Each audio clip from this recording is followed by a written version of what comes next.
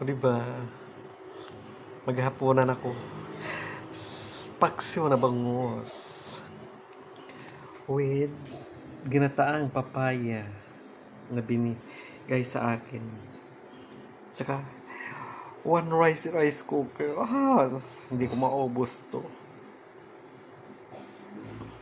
Ganon karami ang blessing ng Panginoon. Iba talaga pag mabait ka, wala kang may napakan na ibang tao. Diba ang sarap?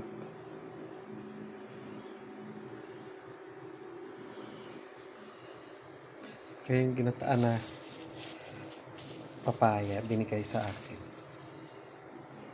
Kasi nagbigay ko ng papaya kahapon, 7 piraso.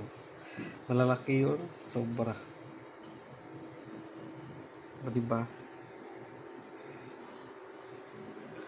Mabubusog ako.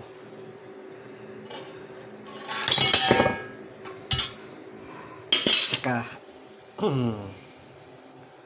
Diyos.